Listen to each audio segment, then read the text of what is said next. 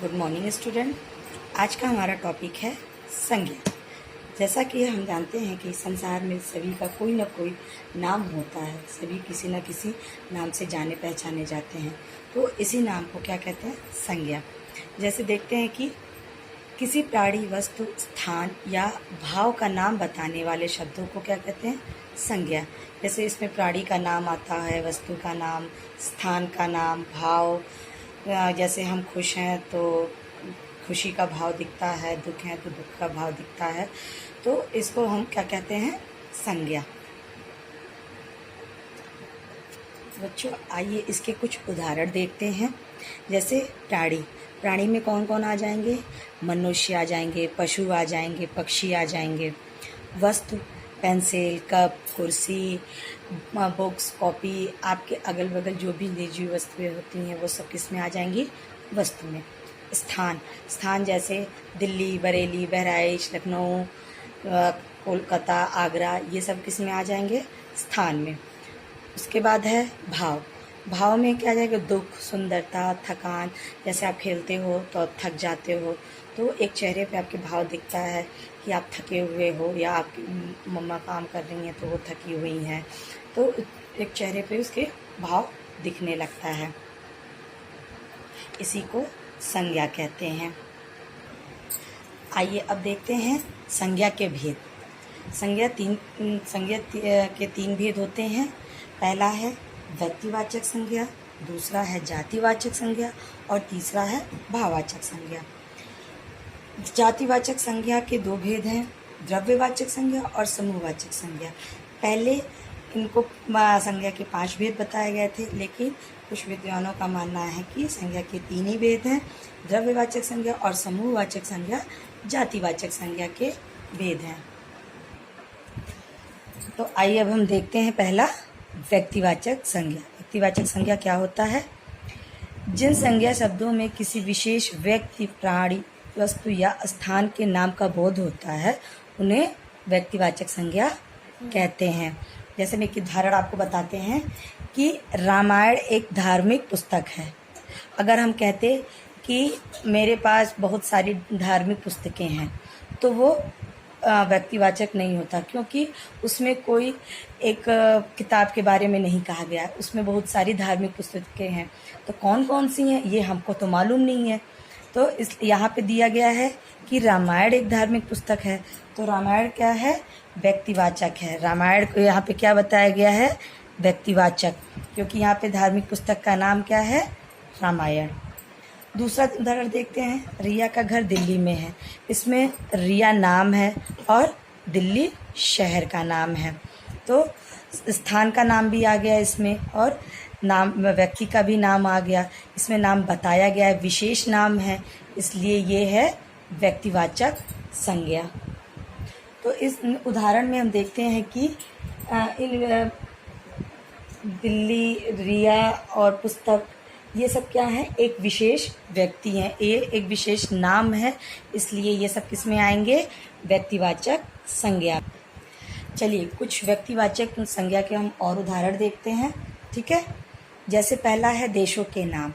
देशों के जितने भी नाम हैं, Bharat, America, Singapore, England, Russia, Pakistan, जितने भी नाम हैं वो सब हैं व्यक्तिवाचक संज्ञा। दूसरा है दिनों के नाम। दिनों के नाम में क्या आते हैं? रविवार, सोमवार, मंगलवार, बुधवार, बृहस्पतिवार, ये सब क्या हैं? व्यक्तिवाचक संज्ञा हैं। इसमें महीनों के नाम, जनवरी, फरवरी, मार्च। भाषाओं के नाम, जो भाषा हम बोलते हैं जैसे हिंदी, संस्कृत, मराठी, उर्दू, फ्रेंच, ये सब इनको एक नाम दिया गया है, इसलिए ये एक व्यक्तिवाचक संज्ञा में सब आएंगे। त्योहारों के नाम, नदियों के नाम और इमारतों के नाम, इन सब का एक नाम है, इसलिए ये सब आएंगे व्यक्तिवाचक संज्ञा में। इतना तो समझ में आ ही गया होगा आप लोगों को। अब अगला हम देखते हैं जातिवाचक संज्ञा। जातिवाचक संज्ञा क्या होती है?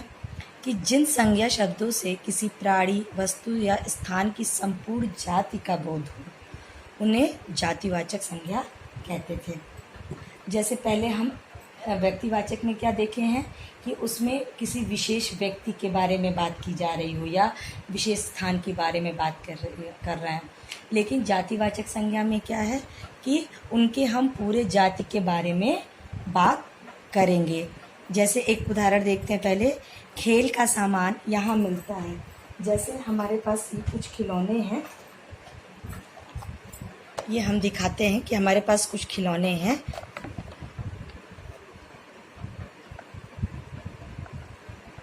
अगर हम कहें कि सिर्फ हमें कार चाहिए और हम सिर्फ कार की दुकान पे जाएंगे तो वो क्या हो जाएगा, व्यक्तिवाचक, क्योंकि वहाँ पे सिर्फ कार मिलता है और हम वहाँ पे बताएंगे कि ये कार की दुकान है, यहाँ पे सिर्फ कार मिलता है। और अगर हम कहें कि हमें खिलौनों की दुकान पे जाना है, खिलौने ख़रीदने हैं, वहाँ हर प्रकार के खिलौने मिलते हैं, बैट बॉल, टेनिस और कार, ट्रेन, इस तरह की सारे खिलौने, फुटबॉल, ये सारे खिलौने वहाँ मिलते हैं। तो ये किस में आ जाएगा, जातिवाचक संज्ञा में। जैसे शिक्षक हमें पढ़ाते हैं, शिक्षक में तो सब शिक्षक आ जाएंगे, चाहे वो प्राइमरी के हो चाहे वो सीनियर के हो, हर तरह के शिक्षक आ जाएंगे। डॉक्टर इलाज करते हैं, डॉक्टर के हर प्रकार के डॉक्टर होते हैं, कोई ब्रेन का होता है, कोई आइज़ का होता है, कोई ईयर्स के होते हैं, कोई चेस्ट के होते हैं, तो अलग अलग होते हैं, लेकिन वो आते किस में है, डॉक्टर, उनको सब लोग डॉक्टर ही कहते हैं। इसलिए ये सब क्या है, जातिवाचक संज्ञा है। कुछ और हम जातिवाचक संज्ञा का उदाहरण देखते हैं। मनुष्य संबंधी, इसमें कौन कौन से आएंगे, शिक्षक, छात्र, बालक, बालिका, नेता, ये सब किस में आ जाएंगे, जातिवाचक। इसमें हर तरह के लोग होते हैं। स्थान संबंधी, इसमें आ जाएगा नगर, गांव, देश, इमारत आदि। उसके बाद है वस्तु संबंधी। वस्तु संबंधी में कार्य, पुस्तक, बर्तन, खिलौने, कपड़े आदि, कुर्सी, मेज, ये सब आ जाएंगे वस्तु संबंधी। मतलब अगर हम कहें कि वस्तु लेना है या फिर कोई वस्तु है तो उसमें कौन सी वस्तु, ये तो नहीं मालूम हमें, इसलिए उनका पूरे उनके समूह को क्या कहते हैं, जातिवाचक संज्ञा कहते हैं। पशु संबंधी, पशु में क्या कौन कौन से पशु, बहुत सारे पशु होते हैं, जैसे शेर, चीता, घोड़ा, बंदर, बिल्ली, कुत्ते, तो इन सब के समूह को क्या बोलते हैं, जातिवाचक संज्ञा। इसी प्रकार पक्षी में भी देखते हैं कि पक्षी में अलग अलग के जाति होते हैं, जैसे कौवा, तोता, कबूतर, गौरैया, ये सब क्या है तो पक्षी ही है, तो उनका एक समूह, लेकिन बस अलग अलग इसमें पाए जाते हैं। तो ये था हमारा जातिवाचक संज्ञा। आइए देखते हैं अब जातिवाचक संज्ञा में ही द्रव्यवाचक संज्ञा।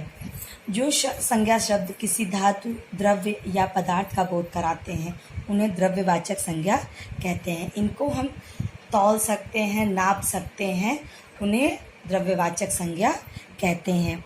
जैसे ये देखिए हमारे हाथ में क्या है, एक ग्लास पानी, तो पानी किस में आ जाएगा, द्रव्यवाचक में आएगा, क्योंकि पानी को हम क्या कर सकते हैं, तौल नाप सकते हैं, लीटर के हिसाब से हम उसको नाप लेते हैं। और उदाहरण देखते हैं इसके, जैसे चांदी, सोना, तांबा, पीतल, ये सब किस में आएंगे, द्रव्यवाचक संज्ञा में। एक उदाहरण ये भी देखिए, मेरे हाथ में ये चांदी का सामान है और चांदी क्या है, चमक रही है, तो चांदी इसमें क्या है, द्रव्यवाचक संज्ञा है। डिब्बे में घी भरा है, डिब्बे में घी भरा रहता है, देखा है आप लोगों ने, खाया भी होगा, तो उसको क्या करते हैं हम लोग, उसको भी तौल सकते हैं, ठीक है, माप सकते हैं, तो वो किस में आएगा, द्रव्यवाचक संज्ञा में आएगा। दूसरा है समूहवाचक संज्ञा। जो संज्ञा शब्द किसी प्राणी या वस्तु या समुदाय का बोध कराते हैं उन्हें समुदायवाचक या समूहवाचक संज्ञा कहते हैं। अर्थात कि जिसमें हम समूह बनाते हैं, जैसे आप लोग जब लंच करते हो या फिर आप लोग कहीं खेलते हो तो अकेले तो खेलते नहीं हो, एक साथ कई बच्चे खेलते हैं, तो वो क्या कहलाते हैं, समूह कहलाता है। जहाँ कई बच्चे एक साथ खड़े हैं, या कई जानवरों का एक झुंड होता है। देखा है ना कि जहाँ एक डॉगी है वहाँ 2-4 और आ जाते हैं, तो एक उनका क्या होता है, समूह बन जाता है। तो उसको क्या बोलते हैं, समूहवाचक संज्ञा, या एक समुदाय बनता है, तो उनको क्या बोलेंगे, समूहवाचक संज्ञा या समुदाय वाचक संज्ञा। जैसे अभी एक कक्षा में छात्र शांत बैठे हैं, तो कक्षा में क्या है, बच्चों का एक समूह है, ठीक है, बच्चों का एक समूह बैठा हुआ है और वो शांत बैठा हुआ है। पक्षी झुंड में उड़ रहे हैं, देखा है कभी शाम के टाइम में पक्षी भी अपने घर जाते हैं तो एक साथ एक झुंड में जाते हैं, तो उनको हम क्या बोलते हैं, समुदायवाचक संज्ञा या समूहवाचक संज्ञा। अगला है तीसरा, भाववाचक संज्ञा।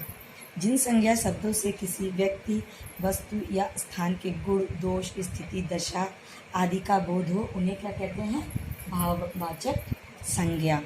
जिसमें हमें किसी के दशा का या किसी के दोष का, किसी के गुण का पता चलता है, उसको हम कहते हैं भाववाचक संज्ञा। भाव से ही अर्थ स्पष्ट होता है कि एक भाव दिखाना, कि अगर हम दुखी हैं, उदास हैं, तो वो उसका भाव हमारे चेहरे पे दिख जाता है।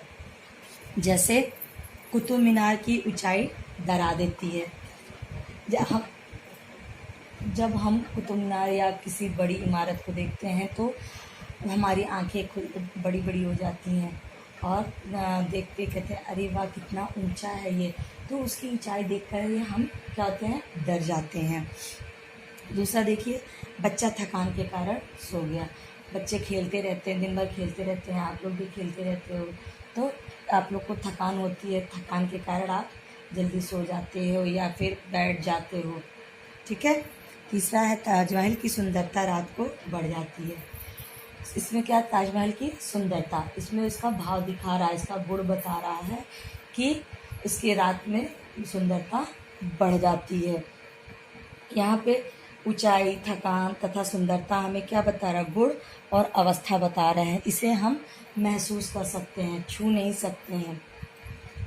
कुछ अन्य इसके भाववाचक संज्ञा के उदाहरण देखिए, जैसे मनुष्य संबंधी, इसमें क्या है, खुशी, उदासी, अपनापन, मित्रता, बचपन, दया, प्रेम, ये सब क्या है, भाव बताते हैं। ये सब व्यक्तियों के गुण, दोष, अवस्था किस स्थिति परिस्थिति में है वो उसका भाव बताते हैं। दूसरा है क्रिया संबंधी, चाल, दौड़, रुलाई, हंसना, उड़ान, ये सब क्या है, क्रिया है, ये सब काम करते हैं, तो वो इससे भी भाव बताते हैं। अब आज का यहीं पे समाप्त करते हैं। धन्यवाद।